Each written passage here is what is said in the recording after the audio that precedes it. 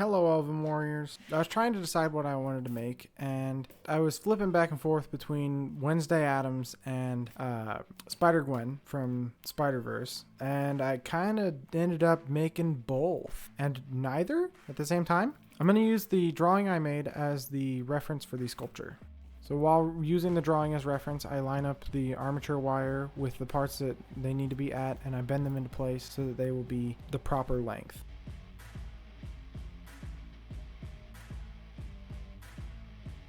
I'm connecting the torso piece and the leg piece together in the center with small wire by winding it around it.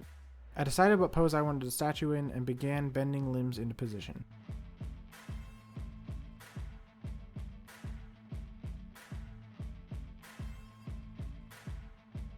Begin adding clay blobs all around the body until the whole thing is covered with a thin layer of clay. I've wrapped the armature with thin wire to give something for the clay to grip to.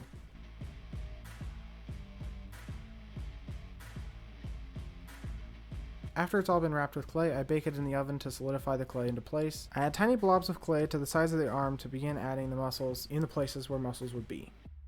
Because I started with the arm first, she kind of looks like a Charger from Left 4 Dead.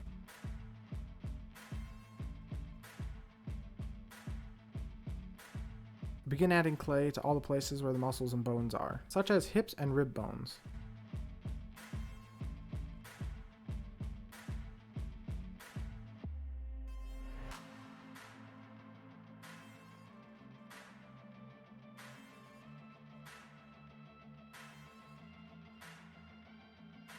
I begin blending with a flat metal sculpting tool.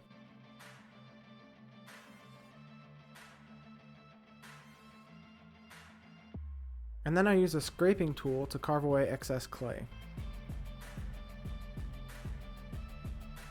I add 2 blobbies of clay for her female chest bits. Then I blend with the flat metal sculpting tool and come back in to get an even finer blend with a silicone sculpting tool.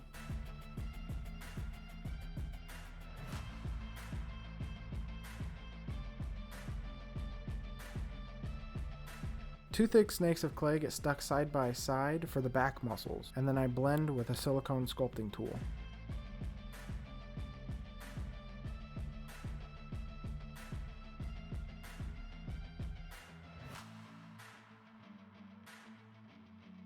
Some big logs of clay make her leg muscles, and I stick them on all sides and blend them together.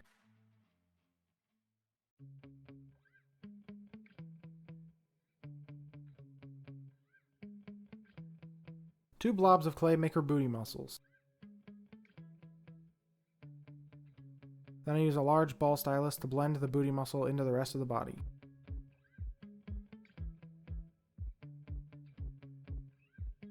Then I begin adding extra clay in the places where the muscles would go in the legs.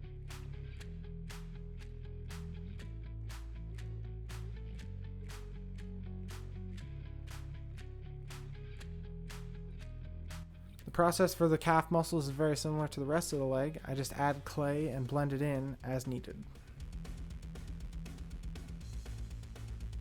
Using a ball stylus to blend, and also my finger at points because I can get a smoother blend with my finger.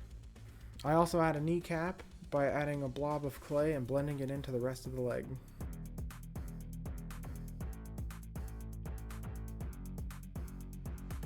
Come back in with a carving tool to carve more clay away and get the more desired shape that I want.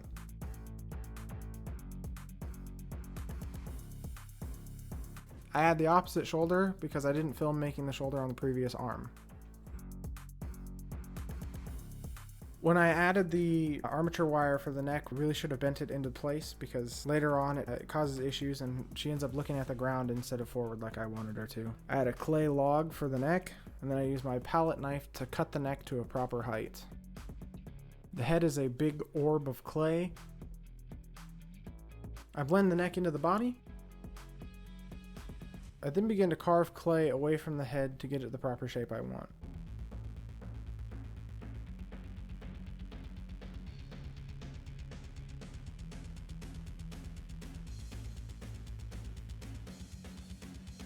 Push and prod with my fingers to get the head to the proper shape as well.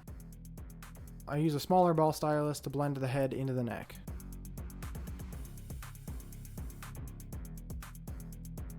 Using a ball stylus, I press in some eye sockets so her lenses have a place to go. For the lenses, I smash a ball of clay flat and then use a palette knife to carve the proper lens shape I want. Gwen has more rounded lenses than Peter does. And then I insert the lens into the eye hole where the lenses belong.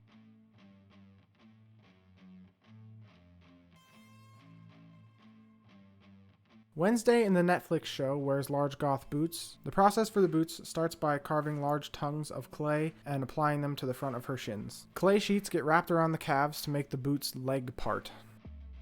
Tiny stumps of clay make the feet, so I attach them to the ankles and blend them into the rest of the boot.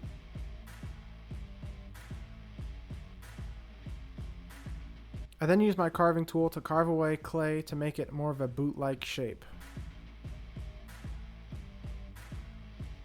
Using the pointy end of my flat sculpting tool, I carve in the rest of the area where the tongue should be. I originally planned these to be Converse, so I carved a section into the front of the boot where the white Converse part goes. I then used the pointy end to carve in some soles for her shoes. Thin clay strips make up the random belts for the more goth appearance.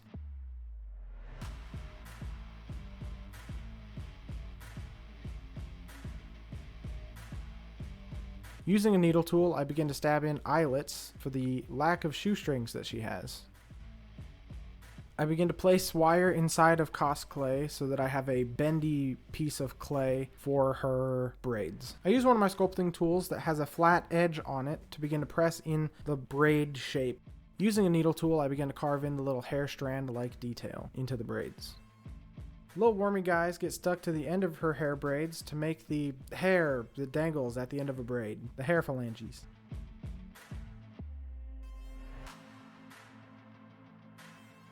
I then use the needle tool to carve more hair-like strands into the hair phalanges. A super long, thin strip of Cos clay gets wound around the braid to make a ribbon to hold the braid together. I then insert the braids into the back of her head using the wire. A long wide section of Cos clay will make up her skirt, which then gets draped over her legs. Using my X-Acto knife, I carve the ends of the skirt to make them more tattered and worn looking. I then do the same thing on the back, but I also pinch and pull to give it more of a tattered look. Using a blob of clay, I build up the back of the head where the hood would go. I then blend the blob into the head and shoulders using a ball stylus.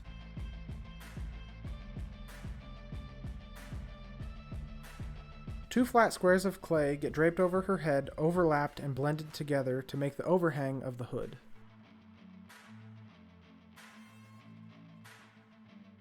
And then it gets blended into the rest of the body using a super small ball stylus to get into all those nooks and crannies.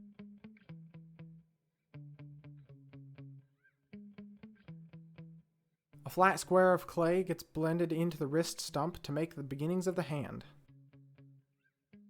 I then begin to blend in thin raw sausages of clay to make the fingers, after which I bend them into a fist shape to make it a fist shape.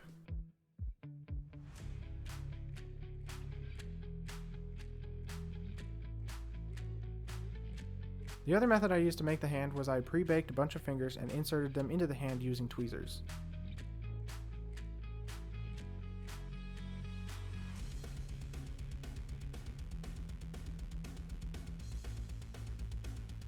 I made wrinkles by placing little wormy guys where wrinkles would go and blending them in with a super small ball stylus and a fine silicone sculpting tool.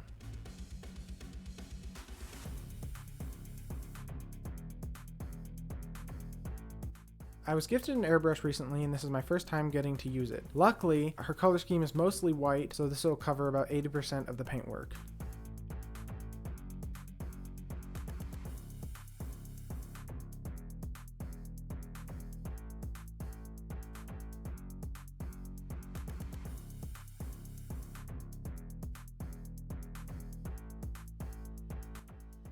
The boots get multiple coats of black paint all over them.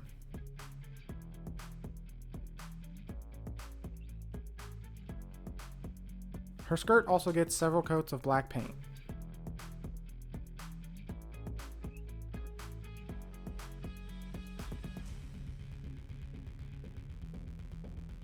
Her braids get a nearly identical but slightly darker black. It's the same black. Inside the hood, that's right, the same shade of black. Using a brush with chopped off bristles, I begin to stipple black up her arm to get a nice faded look.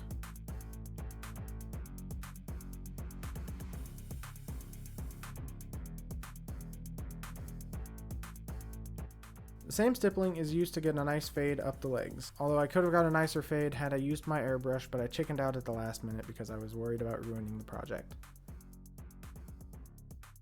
Watery gray paint gets dripped around the eyes to give it a nice misty faded look.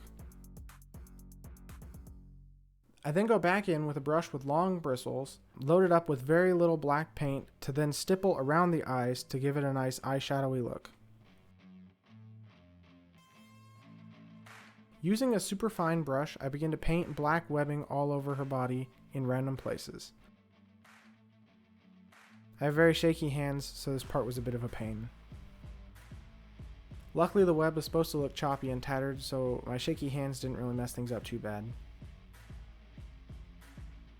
I made her color palette black and white because in the show, Wednesday says she's allergic to color. I know it's probably a throwaway line, but that was my reasoning behind the color palette.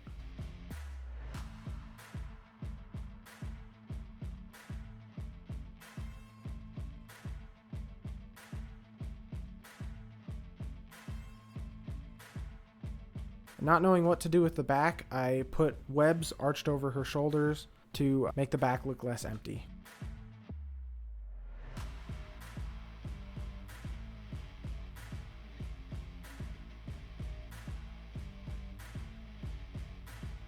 XPS foam gets cut into squares, one for the base and one for the start of a brick wall.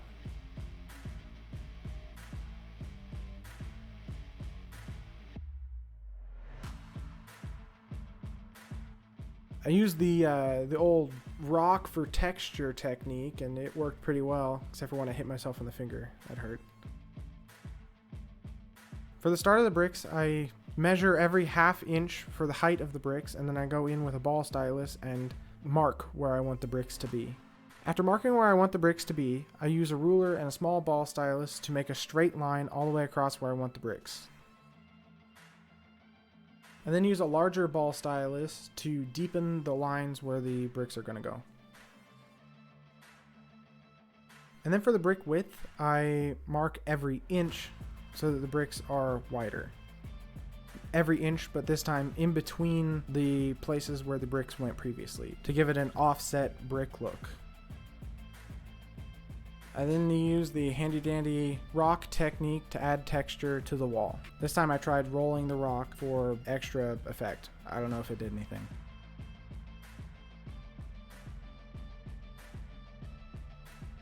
The whole wall gets coated in classic red brick color. And the base gets gray, concrete gray. I then go in and color random bricks on the wall different colors to give some variation because not all bricks are the same color.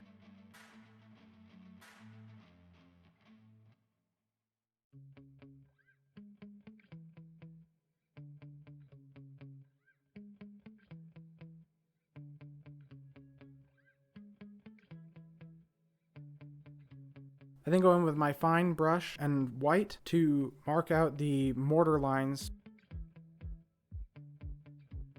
Then I go in with a dirty brown wash to grime up the wall and make it look old and weathered. I then do a white dry brush on the concrete base.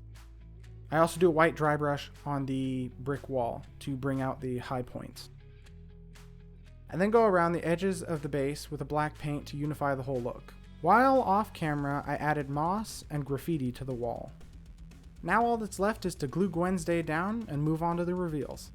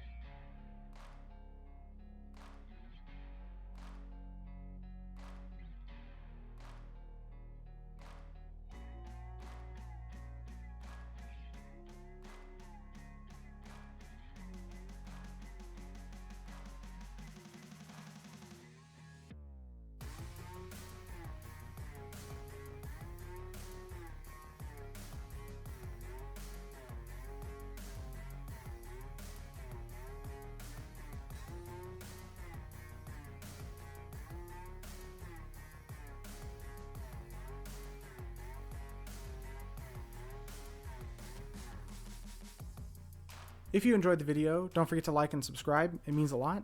Thank you guys for watching, and I think I'll see you guys around.